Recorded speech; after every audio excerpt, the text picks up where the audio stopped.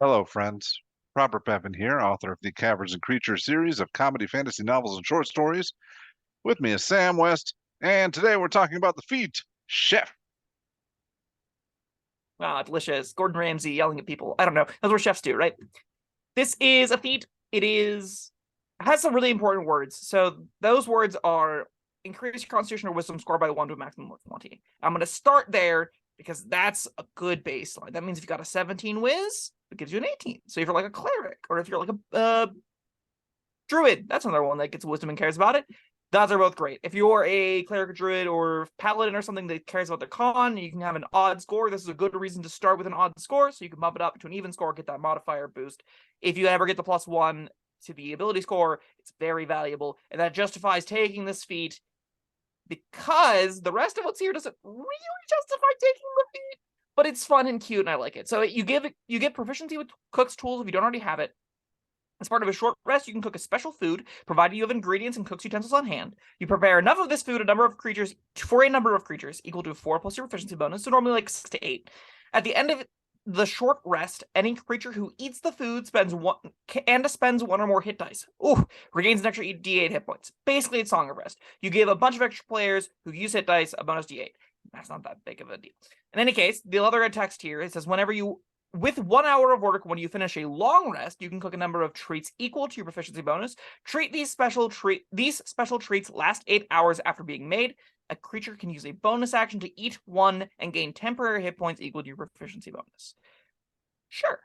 This kind of feels like a baby aid stapled to a Song of Rest with a wisdom score bump. And if you want to play the chef fantasy, I think it's fine. I think beyond that, that's not enough meaningful text to make me go, oh, I'm putting this on characters with a specific build in mind. If I'm not trying to play the halfling chef monk that throws cookware at people, I'm probably not picking up chef. I don't know. I mean, I think it's a pretty solid half feat. It's like you go on about your cosmetic cantrips, and and you like them. Call this. This is what I think a cosmetic cantrip should be. It's mostly flavor, but it actually has some kind of effect. Like, I defend the cosmetic cantrips all have an effect most of the time. Most of them do. Control flames less so, but like most of them have some amount of meaningful text that is decent utility. And very importantly, you take them alongside other cantrips. The cost of those is a lot lower. Feats are yeah, way more expensive than cantrips.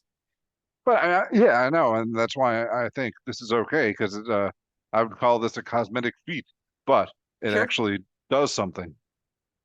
Yeah, That thing is and like 15 not temp something HP long amazing. rest. Like, What, this this might depend on the table and how often you actually use your hit dice, and your short rests and stuff. so I've never been a big proponent that short rests happen a lot. I think a lot of tables honestly go many sessions in a row without taking any short rests at all, just because it's typically long rest or two, big set piece encounter, and then the night's over, and you long rest at that, right? You have, social stuff at the first half of the day, a combat in the middle of the day, and then the night's over, right? And then everyone long rests at night. There are big, more cinematic stuff happening. Outside of that, let's say with the dungeon crawling, more rules as written, intended gameplay, how many short rests do you need to take before you've spent all of your hit dice meaningfully? I would say the answer is like 3 or 4. Sometimes it's 2 or 3 if you're in particularly lethal encounters. But chef only starts mattering whenever you would need more hit dice than you have. And you really Yeah, that's don't need true. more hit dice than you have. Probably not. Yeah, it's hit dice are normally enough to give you back to full HP. And if you're dying entirely in every single fight and you're taking multiple short rests, this kind of can give you the juice to go 1 extra round. The problem is, like, your GM's planning that you're going to use all of your hit dice over 2 or 3 fights. That's the intended balance, right? A lot of DMs that put a lot of thought and effort into those things, those are the DMs that tend to run the right amount of short rests, the right amount of encounters by the rules is written and stuff. They are accounting for how many hit dice players have to spend, how much HP they're allowed to have their monsters take away, basically, right? To give them an adequate challenge so it's close to death, but not quite death. Chef is going to be superfluous, even at those tables, because, like, okay, everyone now has 9 to 15 extra HP. Is that Yeah. good? Not really. Now, stacked on top of 5 proficiency bonus worth, or 5 treats that give 5 temporary hit points. It's like a free aid at Yeah, level like that 13.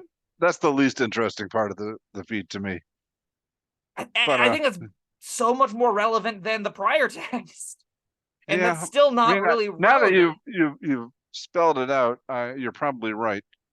Uh, yeah, but I will nitpick the difference between relevance and interesting. So I'm not saying.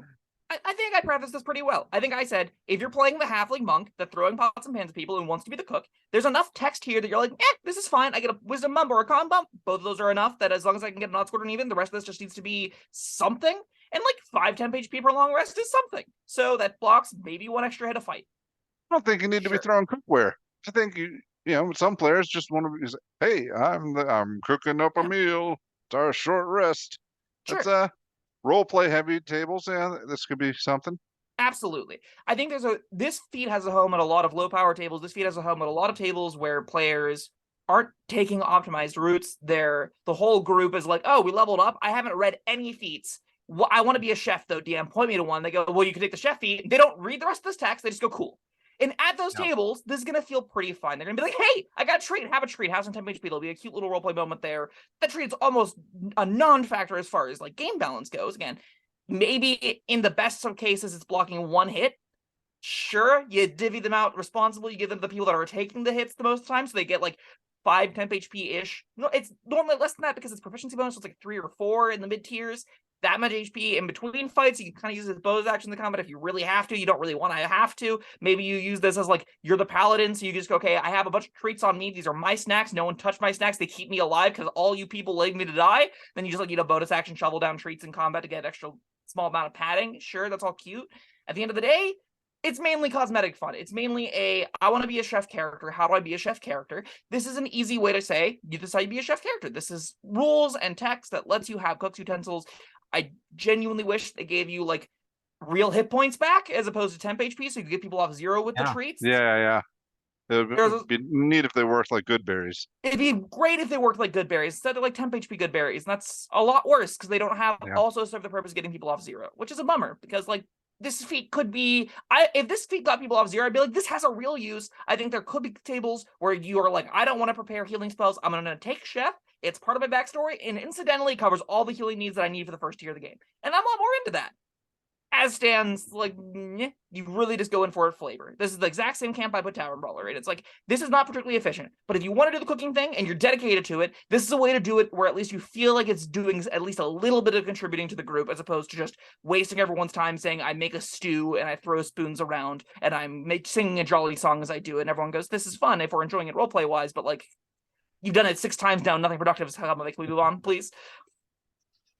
You know what? If I don't care if the paladin is taking all the hits. I don't think he gets all the treats. But Sure, that makes the tactical use of these even worse. yes, That wizard that you didn't know, take damage the last 3 fights, yeah, give him 310 HP. He definitely needs them. I mean, if somebody's making treats, I want one. That's fair. Like, if someone made a plate of cookies and said, these are only for the people that take damage, I'd be like, that's BS. I don't take damage, but I want cookies. I contribute. Sure, but do I'm you a part of contribute in this the team. form of health? No, So it's not that valuable for you, right? but yeah, I mean that's the thing. This is primarily role playing kind of Yeah. feat, and I want a cookie. And I once again, I want to reiterate, this isn't going to be a 1 because the Connor Wiz score bump is good enough. If you can Yep. have an odd score, it's great. You can even take this alongside another Wiz bump score, and it's kind of like getting the ability score improvement over 2, which is worse than just taking an ability score improvement, but it also will come with other feat. It probably gives you like a spell slot or something. That's pretty good. So, if you're in the market to bump up your Wiz, bump up your Con, and you also like this fantasy, I think you take this feat. I think if you don't like this fantasy or don't care about it, there's every other feat that gives a Con or Wiz bump better than this, or as good at this at least, because it gives you the bump and normally like a spell slot or something. So, you didn't give it a 1. Did you give it It's a 2. something? Oh, it's a 2. All right, you know what? I'm gonna give it a 3, and I'll tell you why. Because for anyone that matters, for anyone that's hearing me give it a 3, they've watched the rest of this video. They know what they're getting into. So, there you go. This is That's fair. role play heavy. Middle of the road. Take it if you like it, but Sam has warned you. Yeah. All right. I mean, warned is a strong word. I said it's kind of fine. Yeah. Well, Sam has spelled it out for you. There you go. All right, yeah, I don't feel as good. I mean, I never thought it was amazing, but yeah, you did make me see that it's not even Fine. good. It's kind Yeah. of bad. Yeah. But it's a half beat. It lets you bump us a score, whatever. That's that. That's Chef. All right. Thank you, Sam. Thank you, everyone, for joining us. Let us know what you think of Chef down in the comments, and we will see you next time. Bye-bye. Thank you for watching. If you found this helpful, informative, or entertaining, I'd really appreciate it if you hit the like button below. You needn't smash it. A gentle tap will suffice. If you want to see more videos like this, subscribe to the channel. And make sure you check out the links in the description, where you'll find my Caverns Creatures series of comedy fantasy novels, Sam's full review of The Spell, and other fun things.